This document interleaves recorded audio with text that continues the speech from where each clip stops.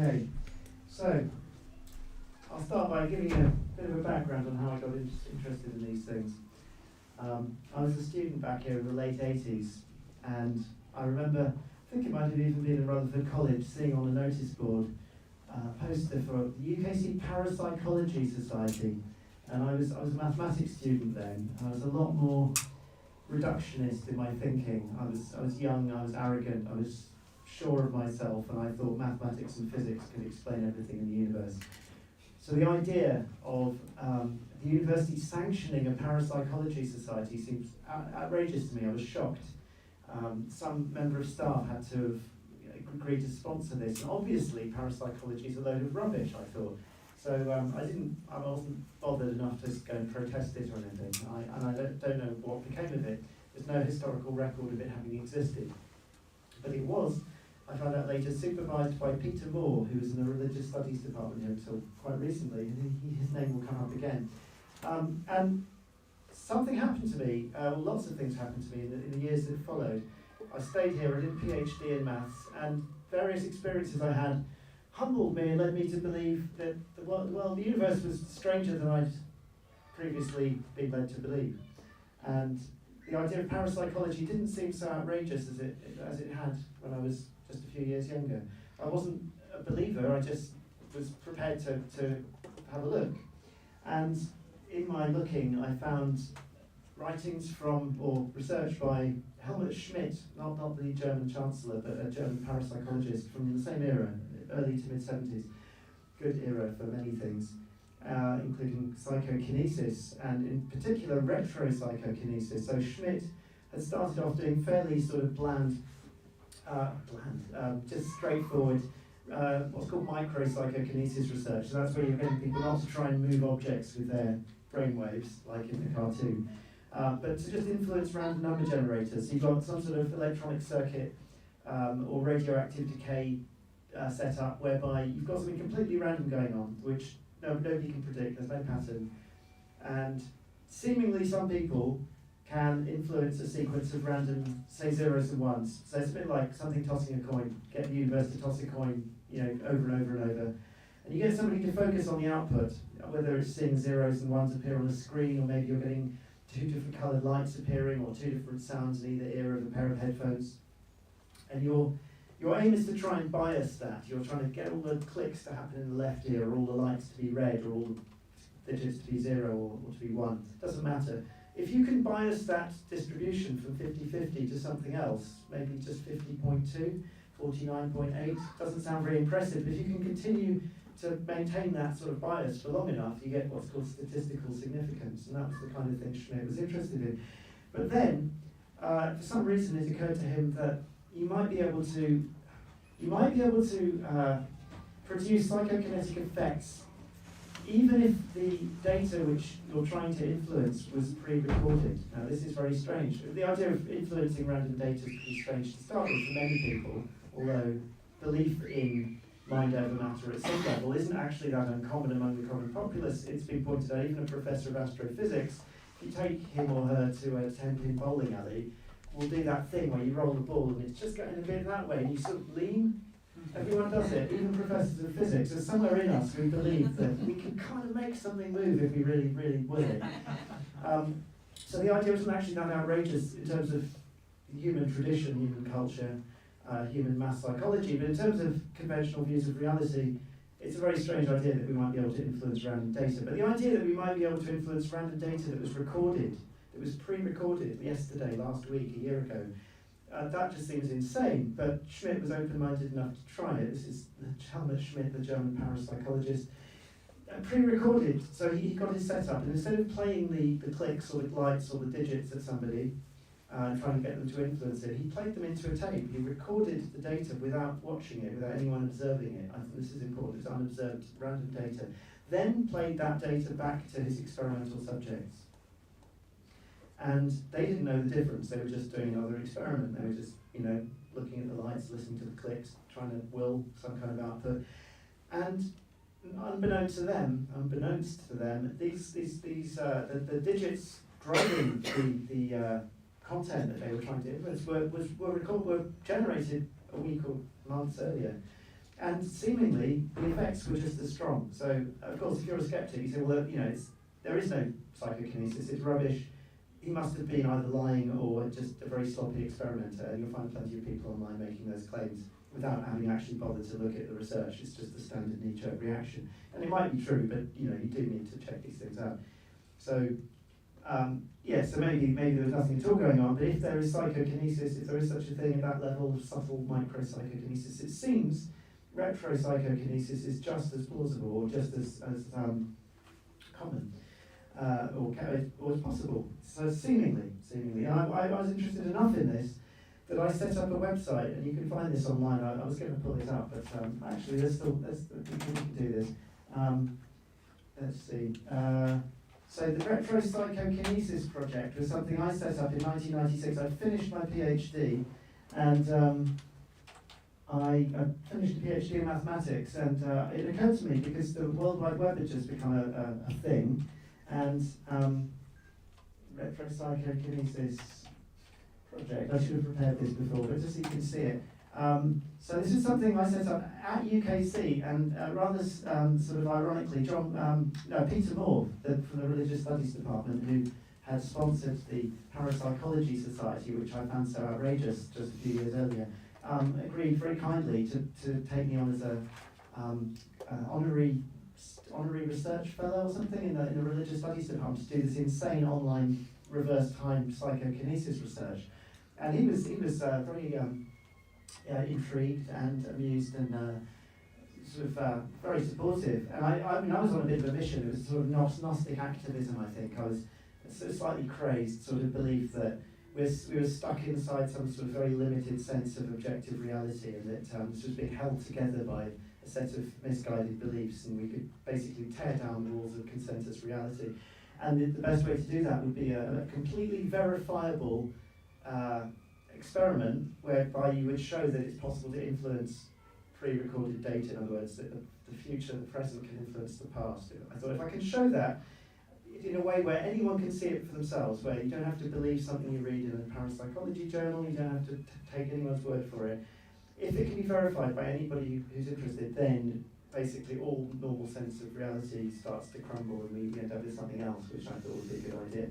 So the reason this retro-psychokinesis thing was relevant to me for these reasons, not just because it's wacky, but because you can verify retro-psychokinesis in a way you can't verify real-time psychokinesis. Because if I make a tape of a load of random data and I play it to my subjects and they can influence it, I could make a copy of that tape, as long as it's unobserved. I can make a copy of the tape, give it to you, the skeptic, and say, just put that away. I go and do my experiments and say, okay, now play the tape back, and they see the data as being biased, or they see biased data. Now again, if it's only a few thousand digits with a subtle bias, that's nothing. But if you can maintain this over long periods of time, it becomes undeniably significant. And I set up an online Java-based set of experiments where you've got these swinging pendulums and these shifting colour wheels and things moving backwards and forwards. And it's like a psychic video game. You just stare at the screen and try and move the thing that way or this way, or make it go up or down. The JavaScript applets seem to have died. I haven't looked at this site. This is 20 years old. This is like web archaeology. You can see from the fonts and everything. Almost all the links are dead. The experiments themselves don't work because the Java died. But these, it appears your browser does not understand Java applets. But it was working it worked for about 15 years. And it generated a huge amount of data, and that data, the idea would be anyone could see for themselves that there was something going on, if there was something going on. The problem was that I was a bit of a sort of bull in the parapsychology china shop. I just came barging in as this young maths student, thinking, I know what I'm going to do. I'm going to set up this online retro-psychokinesis experiment and show everyone. And the people who've been putting years of time and thought into how you conduct parapsychology research were pretty horrified, because you don't do it like this. This way you just attract all kinds of people, most of whom have absolutely no psychokinetic abilities, and so your data pool gets completely diluted, and any effect that was there is just lost. Anyway, musicians, please feel free to intervene. I don't take me too seriously here. But carry on. I'm going to carry on regardless. Anyway, around that time, I was also interested in. I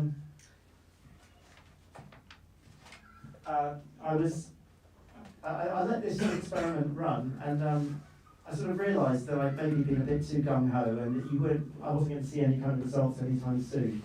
Also I was getting strange emails from people, this is very early days of email, and I was getting strange emails from people who thought I was influencing them from the future or messing with their minds. So that kind of, not that many, but there was one person from Minnesota who was kind of weirded me out, and I thought, I think I'm just going to leave this. So I just left it running, and the site got adopted by somebody in Switzerland, so it's no longer on the Kent University server, but this was once on the Kent University server, which is something I can sort of be proud of. Anyway, I left this behind because I was also getting interested in I was also getting interested in this character, Terence McKenna, there he is, and his book, The Invisible Landscape. Now, the one on the left, that's the original, and that came out in the mid-70s after he and his brother had been in the Amazon, taking lots of psychedelic mushrooms, and he had an encounter with this kind of universal mind thing that told him. But if he looked in the I Ching, the Chinese oracle, the book of changes, if he looked in that, he would find a map of time. And he went back to California and attempted to put together a kind of map showing the structure of time and novelty. But nobody noticed and nobody really cared, because it was just another kind of tripped out freak in the mid-70s in California. But somehow he stuck with it, and by the mid-90s he'd become a bit of a name, and with rave culture and sort of psychedelic culture sort of re-emerging in a kind of more cybernetic setting. The book on the right, this is the 1992 or 3 edition, which I got my hands on, and he claims to have calculated, you may have heard about this, at the time he claimed he calculated a sort of singularity in 2012, something like a kind of, maybe not the end of the world, but some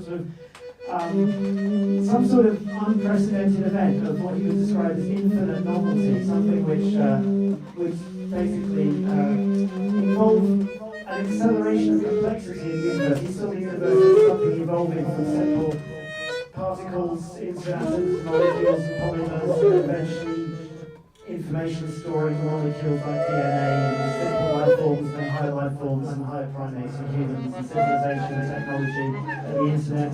And he maps all of this as this sort of graph, and as the graph approaches zero, you're seeing, as the graph dips down, you're seeing greater levels of novelty. And he calculated, he claimed that there would be this sort of infinite novelty at this date in 2012. And I thought this was extraordinary. And this was like in 96, so it's far enough in the future that it seemed sort of plausible that he was young and naive and very open to this sort of stuff. And so I wanted to know, how do you do it? How do you calculate this? So I got my hands on the book, and I couldn't figure it. The book didn't really explain it that well. So I got in touch with him, and he sent me some software that went with the book and the manual with the software. And I picked apart the code, and I found some problems with it. I won't go into that because that's another story, but I basically convinced myself that he really wasn't taking it seriously as regards this particular theory. I had a lot of time to Terence McKenna, or some of what I have to say. He passed away in 2000.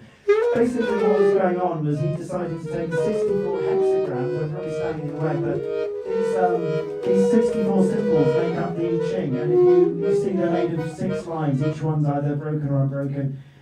And if you go in sequence, through the sequence there's not an obvious pattern, other than they come in pairs. But if you count the number of changing lines from one to the next, you can make this graph here. And then from that, he then took that graph and flipped it upside down and backwards, so that's the bottom, and then he put them together, and then he sort of scaled, he stretched them together and then on top of each other a certain number of times, and connected to the way the Ching works. It was pretty arbitrary. And he got this thing here, which is kind of basic unit of the structure of time as he was arguing. Now it's all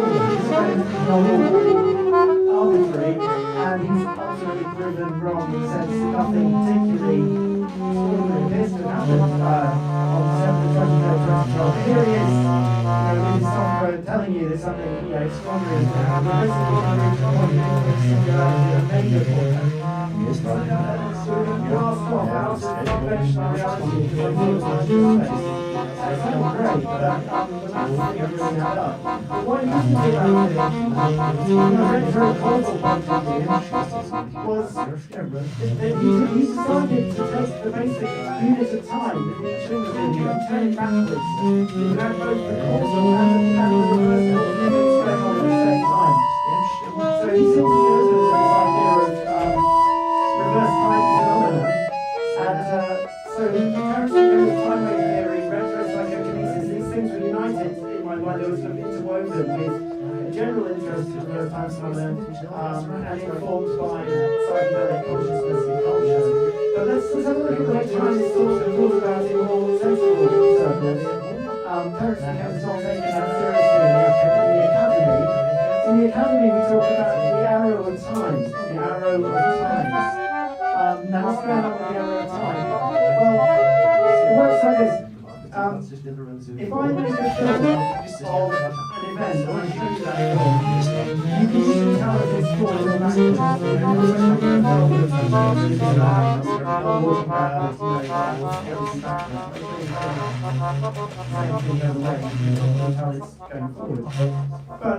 But in reality, the laws of physics are such that you cannot detect whether reality is playing forwards or backwards. What do I mean by that?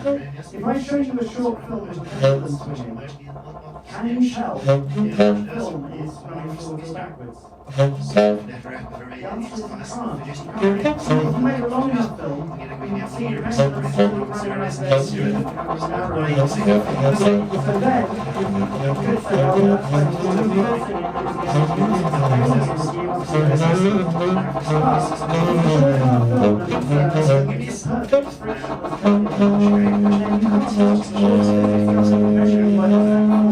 you take the equations, take the theory representation,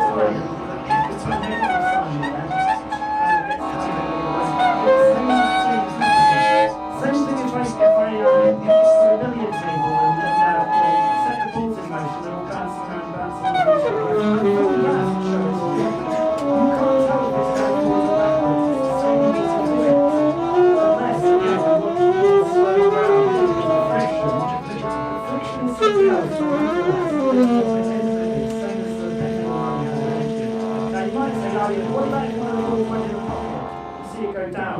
So then you know the film is going forward. The ball is jumping out of the pocket. So let's do that. Okay, well let's look at this. I'm holding a brick, I'm standing on the wooden floor, I drop the brick, the brick falls, bang,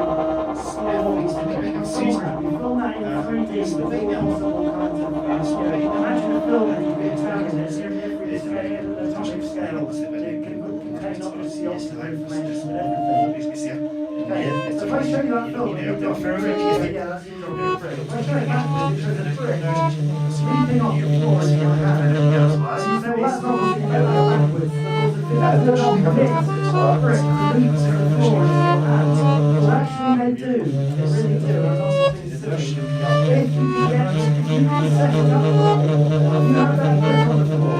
Okay, who watched that film backwards? What's happening? The brick isn't just leaping off the floor. When I drop the brick, it sends mechanical waves across the floorboards. The floorboards in response to the brick falling. There's a loud bang, which was air molecules moving away from the brick as pressure waves. Also, there was heat, which you can't see in a film, but it's as well.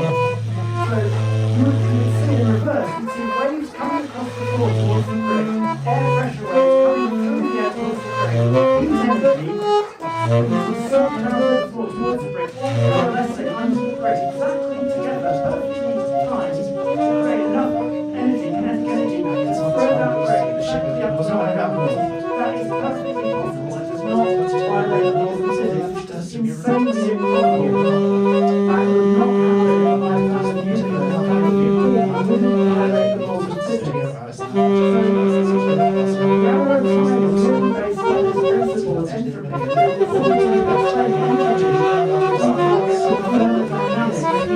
It involves gas in a box, which is boring example. If I have a box with a partition and half of it's full of gas, it's representing particle. And if I remove the partition and I go make a cup of tea and I come back later, what do I expect to find? It's something like this. Not exactly that, not all things exactly where they are here, but just kind of rough distribution all over the box. You wouldn't expect to find all of this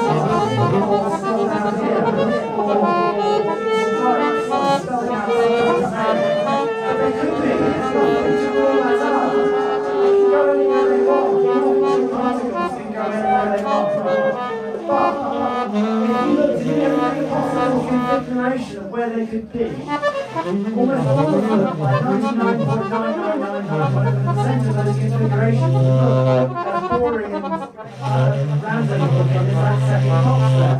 The ones where it's formed into some sort of pattern, or they all come into one corner, or formed into stripes, or spelled out something. Those are very rare. They're just allowed. It's disallowed, and there just wouldn't be many like that. So almost every time you look at, so it means every particle of every molecule of air in this room could potentially migrate into one corner. That could happen. It's just very unlikely because they're all just randomly moving around. And you multiply out these probability distributions, and you can be almost certain that all the time there's going to be an even distribution. But this is the idea of entropy, and it's to do with mixing as well. So I've had two different types of particles that separate them. I would expect to find something like this. I wouldn't expect to find them, separated out from each other. So if I have black paint and white paint together in a kind of glass container inside, I expect the black and white to work together and become kind of grey-brown sludge. If I had that grey-brown sludge and I left it for, I wouldn't expect it to separate out into white and black, but it could. Nothing more than and it turns out that the only way you can identify a fraction in time, the only way you can identify an arrow in time, as is from their discovered or put forward, is through this idea of entropy, of things mixing up, things tending towards more probable states of mixedness, thinning out and running down. Entropy has to do with things running out of energy, wearing out, spreading out, losing structure. So here's how we saw it. The arrow of time. So just forget entropy for a second. Let's just these are sort of common sense, reasonably common sense observations. So the arrow of time is vividly recognised by consciousness. We all have a sense of time that is set direction, unless we're in some very profoundly altered state of dreaming or something. It's equally insisted on by our reasoning faculty, which tells us the reversal of the arrow of time is making the external world nonsensical. In the sense that when you're a kid and you see a place you're filled backwards, people walk backwards, it makes you laugh out loud. It's right. Time doesn't go backwards. We know that. We can't reason. We can't think about events unless we think about this, did that was that, that led to this. That's how we tell stories. That's how we put together a sense of what's going on. Not, there was this thing in the future that we'll come to that. Number three, now this is where it is pretty amazing. It makes no appearance, the arrow of time, no appearance in physical science except in the study of organisation of a number of individuals. The classic example being a box full of gas molecules. You have a bunch of things, and you say, oh, there's another one, you can count them, they're all the same, they could be gas molecules, they could be cars, they could be astrophysical structures or structures, anything in between. But you have a group of things that you name and count and you keep track of. When you start looking at the world like that, which I think anthropologists are trying to break the world up into chunks, you're not really looking at the world as it is, which is a kind of raw, swirling continuum of particles and energy. You're identifying curtains and accordions and ions and plastic particles, and you're giving these things some kind of meaning, and you're identifying them, you're enumerating them, and saying there's one, there's another one. As soon as you can name something, you can count it, and then you can do statistics with it. It's only when you start doing that, you get anything going on in physics, and you can relate to that over time. So the problem with this is, this requires us. Without us, well, it's randomly recognised by consciousness. If there's no consciousness, there's nothing to recognise it. It's insisted on by reasoning faculty. Well, if we weren't here reasoning, that wouldn't be a problem. And it makes no appearance except in the study of the organisation of a number of like individuals. Well, it's us that projects that likeness onto things. This is getting into some quite deep sort of philosophy of science, epistemology stuff. So quickly moving on. We've got a thermodynamic arrow of time. That's the one Eddington's saying. That's the one where he said if you're looking at a film and you see something running down or mixing up, so you see milk and coffee sort of swirling into a uniform mix. If you see that film, you're like, yeah, and that's time going that way. If you see things separating out or becoming more structured, or gaining energy, then you're going the wrong way. There's also a cosmological error of time, and that's it's been observed that the universe is expanding, and the galaxies are moving away from each other. And that seems to be going in the same direction as the thermodynamic arrow. So if the milk is running forwards, in the sense that the milk is mixing into the coffee, if you happen to look at the telescope in the milk, you see the galaxies moving away from each other, not towards each other. So there are two arrows of time that correspond to each other. There's a third one called the quantum arrow of time, which I'll maybe come back to, which is to do with the signal collapse, the wave happening, the wave function. There's asymmetry in physics where things do seem to happen. You observe something and then something happens. It doesn't happen the other way around. So there's a constant. They all seem to point in the same direction. Now, moving on to causality, I've been hinting about something called retro-causality. What's causality? The four definitions found online. They all say basically the same thing. Maybe slightly different emphases and maybe a bit more detail. You don't need to read them all. But there's something profoundly important missing from all four of these definitions. It's a bit of an elephant in the room. Not one of these definitions actually mentions that the cause has to happen before the effect. It's taken for granted, it's considered such a common sense thing that causes happen before effects. Someone writes a definition of causality and they don't even mention that. Why does the cause happen before the effect, or what does that mean? Well, David Hume was an 18th century philosopher you've probably heard of. And he pointed out that causality is really not part of science. Causality is not something that you can really ever observe. You observe sequences of events. You make up a story about what you saw, this led to that caused this. But where is the cause? Where is the causality? You can never see it. Similarly, it's very difficult to separate out the causes and the effects. If you see the universe is made of teacups and floorboards and things like that, then yes, you can say the teacup fell off the table and broke. Because I knocked the teacup off the table and broke and it spilled tea. And that caused my girlfriend to get annoyed with me, and then I went off and etc. You get these stories that go forward in time. But if you were to see the same narrative in terms of just a continuum of swirling particles in the field, you wouldn't really be able to separate out the teacup and the floorboards and the girlfriend and the tea. It's just all one. You just see one fluid, just like if I was looking at if I was sitting on a riverbank looking at eddies and whirlpools and water flying over rocks, you can't separate out and you go, oh, look, what did that just cause that? No, it's all causing, all of it's causing all of it. That's the way the world works. But we project onto it these categories and objects and things, and then we make our stories and call it causality, and that's what Hume identified back in the 18th century. So, what's retro-causality?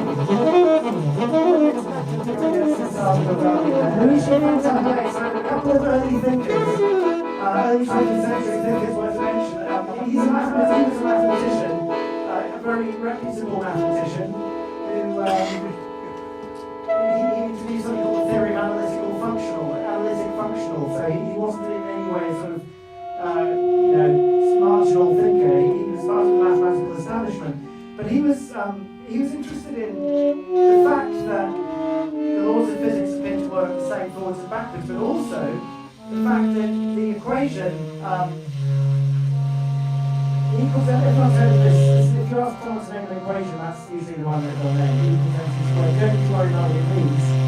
What's important here is that it comes from a slightly more complicated equation. Einstein derived it from this. And you probably haven't seen that unless you studied physics. E squared equals p squared, c squared plus m squared c to the 4th doesn't have quite the same ring to it.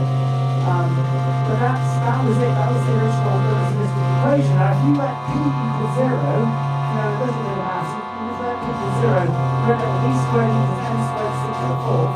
And then you can take the square roots of both sides to get equal to squared. If you know anything about square roots, they have positive and negative versions. You take the square root of 4, you get 2, which is 2 If you start with e squared equals b squared c squared plus m squared c to the 4th, you get e squared equals, you get equals mc squared, like Einstein did, but you also get equals minus mc squared. And nobody talks about equals minus mc squared, because it's a law of physics, which involves negative mass involves negative energy, and which involves time flowing backwards. And that was considered insanity. And so Einstein quite sensibly said, well, that doesn't refer to anything physically real, so we'll just ignore it. It's what physicists would call an artifact. Just something which comes out of the maths but doesn't really mean anything. Avant Garde thought maybe it does mean something. Maybe there is something flowing backwards through time. And he started considering this idea of entropy. Now, I mentioned entropy earlier. It's to do with the gas particles all filling up the room and things tending towards the most probable state. Kind of greater randomness of the structure. Things losing structure is entropy. But wait a minute, look at what's going on around us. We have these metabolizing bodies that can reproduce themselves, all these life forms that are insects and plants and animals running around on this planet. And some of the animals are developing technologies and tools and civilizations. That's not entropy, that's going the other way. That's greater complexity. Now, physicists would say that's okay.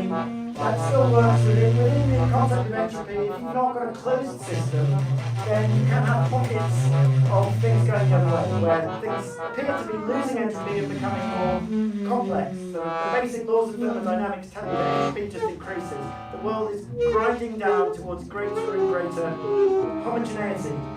But the end point, what physics predicts, is that there are unfortunate ending for the universe, but if you believe in physics as it's presented, the story we're being told is that the fate of the universe is a thing called an entropic heat bath. An entropic heat bath is just a thin soup of particles with no structure or anything of any interest, just a vague blur. That's what we're heading, if you believe it. But the reason Van Tapier was interested in the fact that it does seem to be more going on. The emergence of biological life forms is going in the other direction. Equals MC squared has a negative number. And if all the laws of physics work the same backwards and forwards, then maybe there's like a negative entropy. Maybe there's something causing, in some instances, things to become more and more complex. We call it syntropy. And Luigi Van Tapier went as far in his book, he published a book towards the end of his life called The Unitary Theory of the Physical and Biological World, 1942. Unitary Theory of the Physical and Biological World. So he was attempting to unify physics, which does very well with billiard tables and pendulums and things, and biology, which doesn't. The basic idea is that physics can explain biology, we just haven't filled in all the gaps yet. And Van Tapier is arguing, no, life is caused by the future. This is a serious Italian mathematician in the 1950s, life is caused by the future. So you've got something in the future sending back something like causal signals, or if you want to call it, how do you want to try and conceptualize the thing that happens forward through time that causes things to fall off tables and break and run out of energy. Going the other way, causing certain things to become more and more complex and organised, and life is one of these things, and life, according to Van Tapier, is caused by the future. Now he had a similar view to this thing we've heard of this Jesuit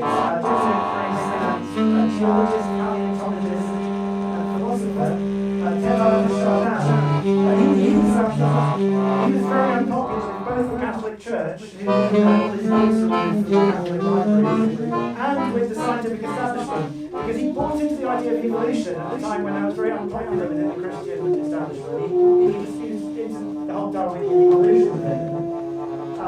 But he then sort of theologized it and had this idea that the evolution is going beyond just natural selection, random mutation, that kind of thing. He saw an evolution from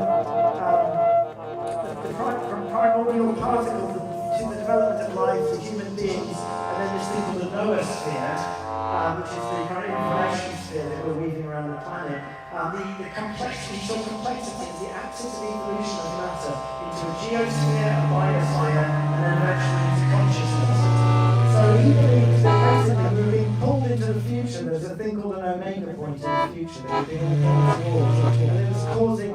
So he basically took this scientific idea of evolution and extrapolated it, and then tried to weave it into his Catholic theology. So God is the sort of future event that we're moving towards, and you see this starting to re-emerge in a secular context with. What's his name? The singularitarian, always going on about anyway, there's a singularitarian movement now, which is sort of believes that we're in the process of creating God through artificial intelligence. If God doesn't exist yet, is the kind of catchline. So that's a kind of a resonance with this Omega point, I think. Terence McKenna was very much influenced by the Omega point with his time wave zero thing. And Terence McKenna was one of three thinkers who shared an enthusiasm for psychedelic substances and also were very open to reverse time phenomena. Although they never really discussed that as a thing, they discussed many things. They did a series of what were called trilogues. And there's a couple of these books published, Trilogues at the Edge of the West and Trilogues at the Edge of Young People. They basically get together, probably get high and sit around talking about all kinds of stuff. They're all very eloquent, very sort of multidisciplinary, and they had fascinating conversations. And Rupert Sheldrake, the biologist, has basically argued for something like embryological and morphological processes themselves as being pulled into the future, as well as deterministic causal processes he understands to do with cell division and metabolism and all sorts of biological processes which you learn about in university. They're forward time processes.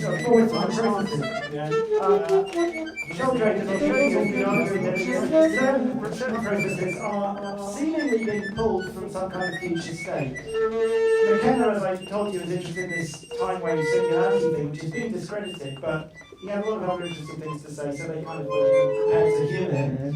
And Ralph Abraham, who it's been pointed out, there they are in their flow, and there's a whole set of these trilogues online, by the way. If you go to Rupert Sheldrake's website, there's loads of audio of these.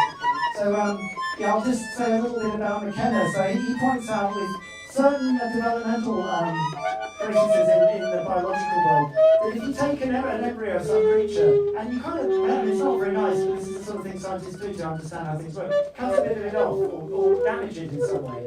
What strangely happens is that the thing is able to kind of, often, if you damage it too much, it dies, or it just comes out, as some sort of monstrosity.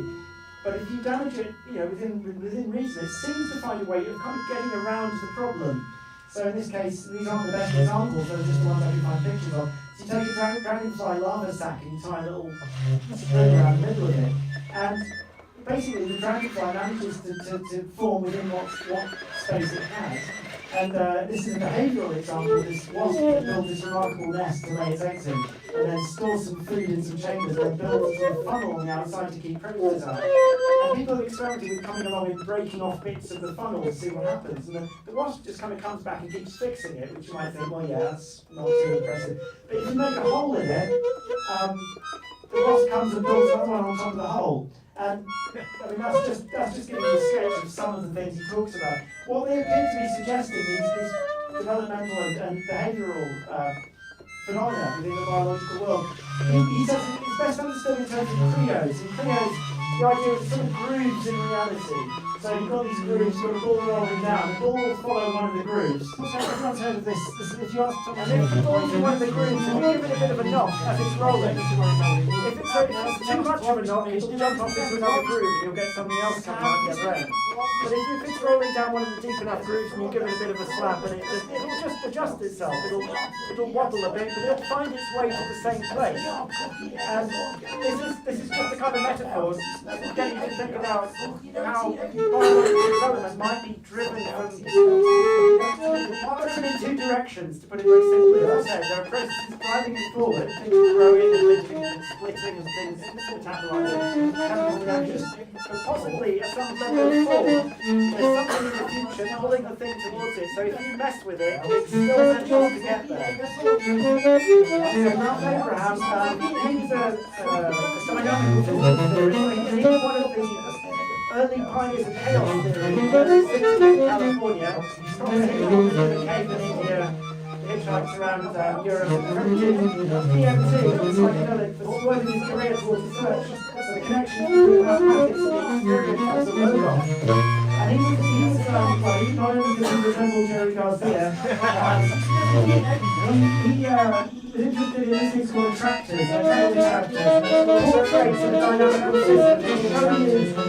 It could be all kinds of things. It could be a pendulum, it could be a magnetic field, it could be a tap, it could be population of anything that's evolving over time. You can quantify, you can plot in one of these geometric forms, and you will often reveal these what we call attractors, which it's a bit, the simplest example is if I put a marble in a large basin and it'll roll around and it'll end up at the bottom. Now, how it gets to the bottom will be different every time, but it's always going to end up, we know what the final state is going to be. That's the simplest and most boring example of an attractor. You can imagine not just a marble in a bowl, but like an enormously complicated thing involving millions of variables.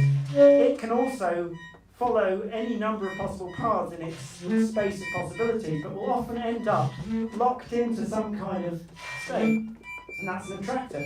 So the idea of a future state pulling in the present was quite attractive to Abraham. So Abraham has remained open to retrocausality in that, just check this out, I haven't really checked in with him for a few years. Just 2011, he was publishing a paper with an Indian physicist, and he says, you probably can't read it from here, but he introduces the idea of a kind of pre-space-time substance, which they use the word ether, which is maybe contentious, but a kind of ether, and space-time forming out of the ether through some kind of self-organising cellular network. This is very far out stuff. But again, the man's got credentials, he's one of the people behind chaos theory. And he says, with special emphasis on the illusion of time and inherent paradoxes such as precognition, retrocausation, and entanglement. So Sheldrake, Abraham, and McKenna all open to reverse time phenomena and all psychedelically experienced. This is an interesting footnote. I originally put this talk together for the UKC Psychedelics Society. It trying to link psychedelic consciousness to reverse causality led me to realise that, in my experience, people who've entered those realms of consciousness tend to be very much more receptive to the idea. People who haven't will often find the idea completely insane, and people who have very often will find it quite acceptable. That's not an absolute distinction by any means, but it's a tendency I've noticed which suggests that perhaps in those states people do experience time in some sort of retrocausal way, perhaps. Now, this is all very interesting, but you might be thinking, yeah, if there were some sort of retrocausality, that would be very strange and very wonderful and very interesting. But is it real? Am I just whittling on about pretty theoretical thing? Well, here we go. It seems to be very real indeed. 1997, in the Perceptual and Motor Skills Journal, two parapsychologists, but very reputable parapsychologists in my opinion, Bierman and Radin, they've been in this game for a long time, and they put up with a lot of ridicule, and they're extremely meticulous in their experimental methods, because it's harder to get parapsychology research accepted than it is to get a new drug on the market, in terms of like how meticulous you have to be in your research. Anyway, the idea is this: it's a very simple experiment to test something called pre-sentiment. Pre-sentiment is when you kind of know something is going to happen before it happens. And anecdotally, many of us would buy into the idea of this. I mean, I get this when I'm tuning I play a stringed instrument, and when I'm tuning up, if I break a string when I'm tuning up, I'm always certain immediately after that happens that I knew it was going to happen. Just a microsecond before it broke, I knew it, but I didn't have time to put the brakes on with my muscle. So it's like, and so I felt this myself, and it's just ominous feelings you get before things happen. There's so much anecdotal evidence of this, that's not good enough for physicists. But these parapsychologists were interested in the fact this might be possible. Let's test it. How do you test it? Okay. So you get a computer and you get a lie detector and you connect them together. The computer's running a clock, very precise microsecond scale clock. A lie detector measures the skin resistance on your fingers. So if you lie or you're shocked by something, you sweat very slightly more than you would have done. And then that creates more electrical conductivity, and then that can be detected. So the idea is, I take, I create a bank of images. 90% of the images are household objects and but the other 10% of the images are shocking images of violent things, technical conditions, stuff like that. And you get somebody to sit in front of a computer with a lie detector, and you show those images around them. You don't know which images they're going to see, they don't know which images they're going to see. It's a very, very rapid number generation. What we see is that, as you'd expect, you get a spike in the graph after somebody sees a shocking image. If the image isn't shocking, you see a little bump, because just the fact you just saw something creates some sort of reaction. But if you see something shocking, you see a spike. That's what you'd expect. But you also see a bump and a spike before the event. That's about 300 milliseconds before the image is shown, before the computer has even generated the image. You know some kind of physiological reaction to something that hasn't happened yet. And they've shown this over and over and over, and they've tested their experimental methods have been thoroughly checked. Of course there are people out there who go, well, no, actually they must be wrong. That's very common. People just don't want to believe this is possible, so they'll do everything from character assassination to just ridicule to ignoring it. But it doesn't appear to be going on. Really sentiment. So there we see it. It's the difference, it's not a huge difference, but it's the difference between the top graph and the bottom graph. So the top graph is a shocking image, the bottom graph is a non-shocking image. This is what you'd expect, but this is where the stimulus occurs. Look at the difference between this and this. You're definitely responding to this differently than that. And we just don't know why that's happening, other than something like Rutherford College using the method. There's a blank screen for 7.5 seconds, 3 seconds animation, 10 seconds of blank screen. Very thorough in their methods, as I said. And so they published a paper, anomalous unconscious emotional responses, evidence for a reversal of the arrow of time. So it seems the arrow of time can be reversed, and is reversed in consciousness, in that we have access to things before they happen. Maybe it's very subtle, and maybe the things have to be quite shocking. But I like it like this. If I throw a stone in a car, I expect to see ripples away from the stone. And those will be the events that are knock the tea off the table, it breaks, and you get upset. But if I throw a stone in a pond, you also get ripples coming this way. We're just not very good at noticing them. We haven't got language for all our language, all our thought structures are causal, they're all unidirectional with time. So there's something going backwards in time, and kind of breaking on our consciousness. We don't know how to interpret that, and unless it's a really big splash, something very quick, then it kind of feels something. Something or not, we don't know how to articulate it. But every now and again, it's a really big incident, some kind of magnetic disaster or terrorist attack or something. We get all these anecdotal accounts of people having good cognition of it, which to me is like when you throw a boulder in the pond. So most people can't pick up all the boulders, and they're huge. Some people can, some people are a bit more perceptive, and so across the whole population, you're going to get something.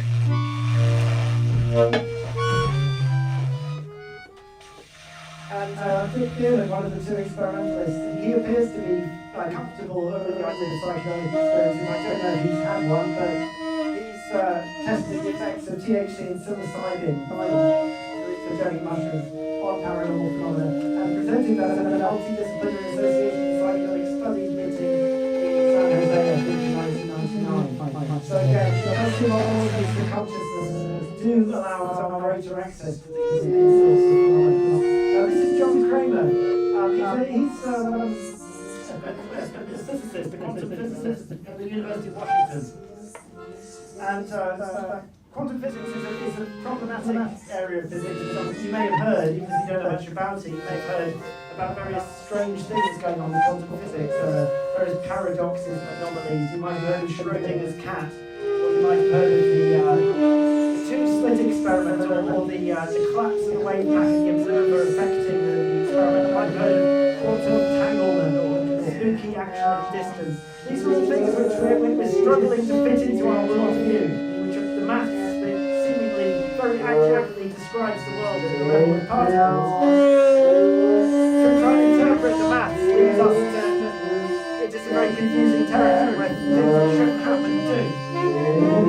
And the leading interpretation of the maths behind quantum mechanics is called the Copenhagen interpretation. Their own interpretation going back to the 1920s, early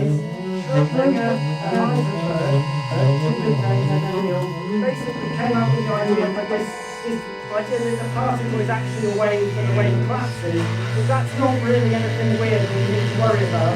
The wave is basically just representing our state of knowledge, not where the particle is.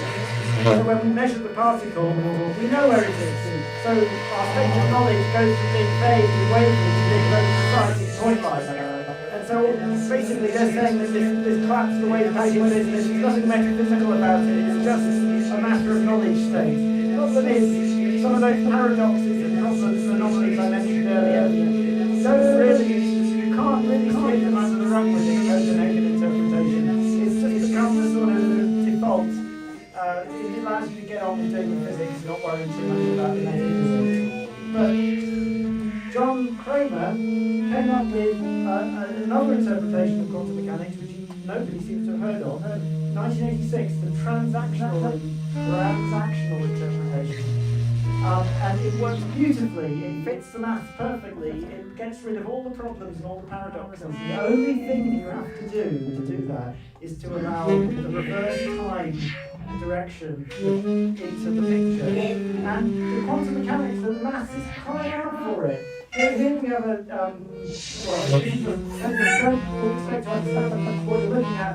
You've got two waves basically. You've got what's called the retarded wave, which is one associated with normal things happening forwards in time. But the equations predict, because you've got a squared variable with a negative solution as well, so you get what's called an advanced wave coming backwards. And so John Payne is basically arguing that if I look at the star many light years away, many years ago some light left, was emitted by an atom and wiggled its way through space and hit my eye. He would argue that basically from my eye at that moment, another wave was through time to that atom, and the two waves interact with each other.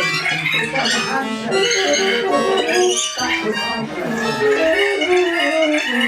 This is the kind of whether I told you before, the one that Einstein adapted, the one that Einstein literally shouted in his way, we had a negative time solution and he ignored that. And that was fine for what he was doing. But when you start to get down to the quantum mechanical level, you've got particles spinning close to the speed of light, you can't ignore it anymore. If it comes back in and you can't ignore the equation, you get a negative solution, which gives you these backwards time waves. Not a problem, unless you've got a problem with things going backwards in time. And why have you got a problem with things going backwards in time? We've got research. These shows that we all feel it anyway. So John Kramer seems to be quite a far out character. He's writing science fiction. He's on a hard science fiction. He seems to travelling to distant galaxies. So reverse causality and the transactional interpretation. This is a slide from one of his PowerPoints at conference called Frontiers of Time, 2006. 10 years ago, he was going on about this, and no one's listening. But he did get invited to speak at this conference in San Diego. So you've got Stephen Hawking and Freeman Dyson and some big-time scientists rubbing shoulders with names from science fiction like Neil Stephenson, asking, is this the century we build starships, right, those stars, etc. And he's got all kinds of ideas about time travel. He seems to be quite enjoying the media attention, but he seems also to be quite a modest and reasonable person. He's also got building blocks that I have on my website. And he points out that there is no law of causality. In physics, it's not a law of causality. It's something you have to build in yourself. Basically, there are things in quantum mechanics like this Wheeler's delayed choice where you just don't have the cause happening after the effect. And then we have Charles Muses, who's a sort of outsider Egyptologist, who wrote a strange book called Destiny and Control of Human Systems. I don't know how it got published. It was in a series of academic monographs on cybernetics, and it's full of stream of consciousness, mythology, theology, all kinds of personal anecdotes. It's a strange book. But it used to be in the Cambridge University Library, but you can't get it online for less than a couple of £100. But one part of my subtitle is chronotopology, and from whatever I've watched Charles Muses online, and I don't really kind of get a very, I don't know, I'm not someone who wants to work out particularly what he was doing. He did introduce, well, he had a kind of shamanic initiation cult around himself about his life, so that, he did introduce this word chronotypology, and the idea is we've been mistaken to break things down into just time, forward time phenomenon, reverse time phenomenon. In reality, the two are interacting with each other. So there's just the dynamical structure of time, what we call chronotypology. The whole thing is influencing itself in ways that we haven't got language to describe. Hence me saying I'm probably not making that much sense. Talking about something which my language structure is going to allow me to talk about. But think again of this metaphor I gave earlier, if you were here, sitting by a riverbank looking at water swirling around rocks in water. You can't separate that, but this thing's causing that is causing this, the whole thing's causing because again, it's all going in one direction, water is following gravity, it's not going in both directions. But you can imagine, just swirl some more chalk in the bathtub, so it's sense of directionality all interacting with itself, and you can't isolate a direction in which things are causing each other. That might help you kind of picture what I'm on about. And also, we're going to get into the psychedelic substance because he believes that he identified the sacred company. Charles, Charles Bates, back to John Kramer. Here he is.